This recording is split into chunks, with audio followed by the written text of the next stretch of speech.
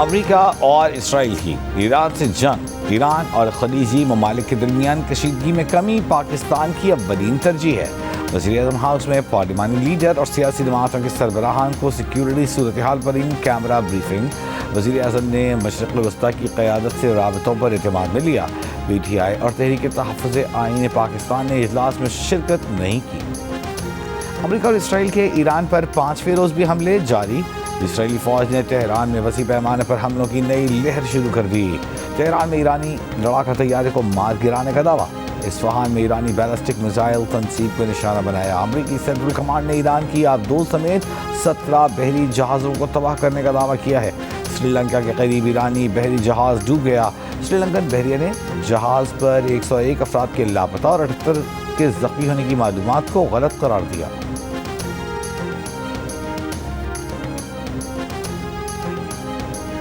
ایرانی پاسداران انقلاب کا امریکہ اور اسرائیلی اہداف پر 40 سے زیادہ میزائل فائر کرنے کا دعویٰ۔ تل ابیب، مقبوضہ بیت المقدس اور مغربی کنارے میں تازہ حملے۔ آبنائے ہرمز پر کنٹرول کا بھی دعویٰ۔ آبنائے ہرمز میں ایرانی وارننگز کو نظر انداز کرنے والے 10 سے زائد آئل ٹینکرز کو نشانہ بنایا گیا۔ اسرائیل کا آیت اللہ خامنئی کے بیٹے مجتبیٰ خامنئی پر حملہ۔ ایرانی ذرائع کا کہنا ہے کہ آیت اللہ خامنئی کے بیٹے حملے میں محفوظ رہے ہیں۔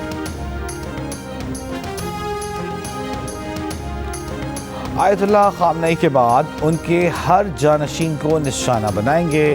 اسرائیلی وزیر دفاع اسرائیل قدس کی ایرانی قیادت کو ایک بار پھر دھمکی۔ سعودی آرامکو کی راس تنورہ ریفائنری پر حملے کی کوشش۔ سعودی دفاعی ترجمان کا کہنا ہے کہ ابتدائی معلومات کے مطابق راس تنورہ پر ڈرون حملے کی کوشش کی گئی، کسی نقصان کی اطلاع نہیں۔ سعودی کابینہ کا کہنا ہے کہ سعودی عرب بزدلانہ حملوں کے بعد ایرانی جارحیت کا جواب دینے کا مکمل حق محفوظ رکھتا ہے۔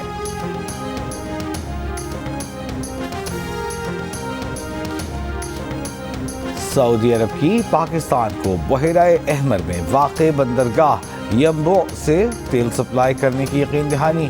وزیر پیٹرولیم علی پرویز مالک کو سعودی سفیر نواف بن سعید المالکی نے ملاقات کے بعد یقین دہانی کروا دی۔ وزیر خزانہ محمد اورنگزیب نے کہا ہے کہ ملک میں مارچ کے آخر تک پیٹرولیم ذخائر موجود ہیں۔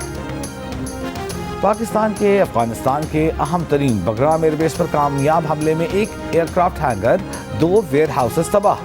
امریکی اخبار کی سیٹلائٹ تصویر سامنے لے آیا۔ سیکیورٹی ذرائع کے مطابق تازہ کارروائیوں میں پاک فوج نے افغان طالبان، فتنۃ الخوارج اور فتنۃ الہندوستان کے 50 ٹھکانوں کو تباہ کر دیا۔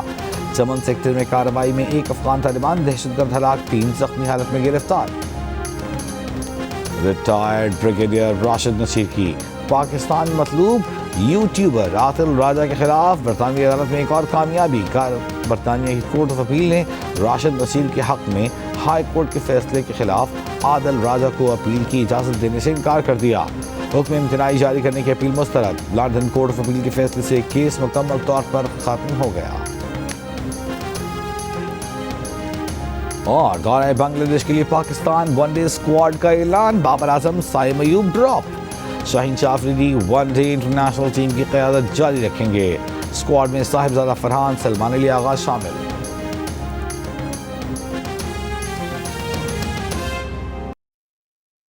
ہفتے سے شروع ہونے والی جنگ اسرائیل، امریکہ اور ایران کی ایک نئے مرحلے میں داخل ہو گئی ہے، اور اب ہائپرسونک میزائلوں کا استعمال ایران سے کیے جانے کا دعویٰ اور تل ابیب میں اپنے اہداف کو نشانہ بنانے کے دعوے سامنے آ رہے ہیں۔ پاسداران انقلاب کا امریکہ اور اسرائیل سے جڑے 40 کے قریب اہداف کو نشانہ بنانے کا دعویٰ سامنے آیا ہے، اور تل ابیب، مقبوضہ بیت المقدس، مغربی کنارے میں تازہ حملے، آبنائے ہرمز پر کنٹرول کا دعویٰ۔ آبنائے ہرمز میں ایرانی وارننگز کو نظر انداز کرنے والے 10 سے زائد ٹرمینلز کو آئل ٹینکرز کو نشانہ بنایا گیا ہے۔ ایرانی شہر کرمان میں اسرائیلی ڈرون مار گرایا گیا۔ شہید آیت اللہ خامنئی کا تعزیتی اجتماع آج رات تہران کے امام خمینی ہال میں شروع ہوگا۔ تعزیتی اجتماع 3 دن تک جاری رہے گا۔ ایرانی ذرائع کا کہنا ہے کہ آیت اللہ خامنئی کے بیٹے مجتبیٰ خامنئی ایران پر حملے میں محفوظ رہے ہیں۔ انہیں حکومتی حلقوں میں ممکنہ اگلے سپریم لیڈر کے طور پر دیکھا جا رہا ہے۔ ایرانی مجلس خبرگاہ رہبری کے رکن آیت اللہ احمد خاتمی کا کہنا ہے کہ نئے رہبر اعلیٰ کے انتخاب کے قریب ہیں، خامنئی کے جانشین کے انتخاب کے سلسلے میں جلد نتیجے پر پہنچ جائیں گے۔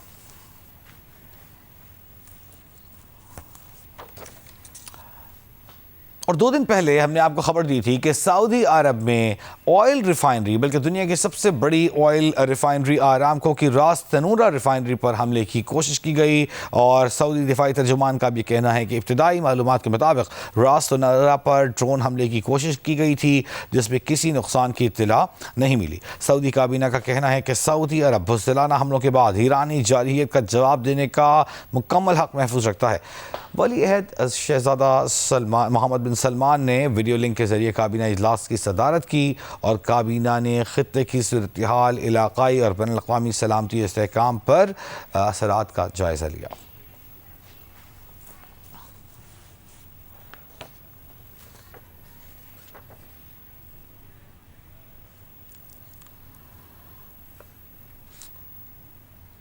اور ایرانی وزیر خارجہ عباس اراغچی مؤثر انداز میں امریکہ اور اسرائیلی جو پروپیگنڈا ہے اس کا جواب دینے کی کوشش کرتے دکھائی دے رہے ہیں۔ ایرانی وزیر خارجہ عباس اراغچی کہتے ہیں کہ امریکی صدر ٹرمپ نے سفارت کاری کے ذریعے مسئلے کو حل کرنے کے بجائے جنگ کر کے ان امریکیوں سے غداری کی ہے جنہوں نے انہیں مینڈیٹ دیا تھا۔ سوشل میڈیا پر جاری بیان میں ایرانی وزیر خارجہ کا کہنا تھا کہ جب پیچیدہ جوہری مذاکرات کو ریئل اسٹیٹ کے لین دین کی طرح لیا جائے اور جب بڑے جھوٹ حقیقتوں پر پردہ ڈال دیں تو غیر حقیقی توقعات کبھی پوری نہیں ہو سکتی۔ اس کا نتیجہ مذاکرات کی میز پر بمباری کی صورت میں نکلتا ہے۔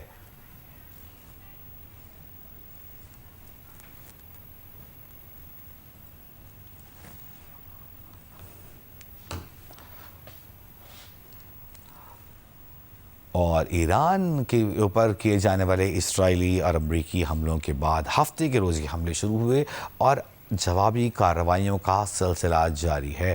130 سے زائد شہروں کو ایران میں امریکی اور اسرائیلی فوج نے نشانہ بنایا ہے۔ بڑے بڑے بنکر بمز اس وقت گرائے گئے ہیں۔ ساتھ ہی جو خبریں ہیں ان میں تحقیق کی بہت زیادہ ضرورت ہے۔ 2 روز قبل خبر دی گئی احمدی نژاد کے حوالے سے کہ سابق ایرانی صدر احمدی نژاد بم حملے میں شہید ہو گئے ہیں، لیکن آج صبح انہیں ایک قبرستان میں دیکھا گیا۔ اور جس طرح کہ ہم نے آپ کو بتایا کہ آبنائے ہارمز میں موجود کنٹینرز کو نشانہ بنایا جا رہا ہے، سری لنکن بحریہ نے ایرانی جہاز پر سوار لاپتہ افراد کے حوالے سے خبر کی تردید کر دی ہے۔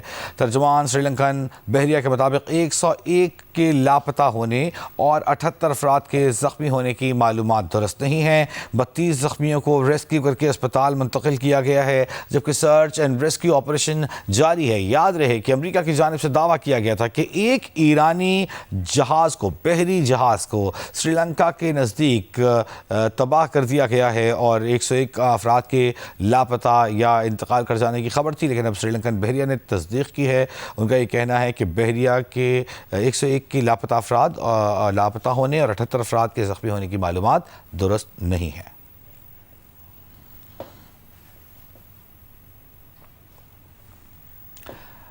یہی نہیں، خطے میں ایران کے نزدیک سمجھے جانے والے دھڑے بھی اب کارروائی کر رہے ہیں۔ عراق کی اگر بات کریں تو عراق میں ایران نواز ملیشیا نے امریکی اڈوں پر حملے کیے ہیں اور ان ڈرون حملوں کی ویڈیوز جاری کی ہیں۔ دبئی میں امریکی قونصل خانے پر ڈرون حملہ، قونصل خانے کی عمارت میں آگ لگ گئی۔ اردن میں امریکی سفارت خانہ بند کر دیا گیا۔ پینٹاگون نے جنگ میں ہلاک 6 میں سے 4 امریکی فوجیوں کی شناخت جاری کر دی۔ فوجی اتوار کو کویت میں امریکی فوجی تنصیب پر ڈرون حملے میں مارے گئے تھے۔ کویت میں 11 سالہ لڑکی میزائل کا ملبہ گرنے سے جاں بحق ہو گئی۔ عراق کے شہر اربیل میں امریکی فوجی اڈے اور ہوٹل پر ڈرون حملے، بغداد انٹرنیشنل ایئرپورٹ کے قریب ایک ڈرون کو مار گرایا گیا۔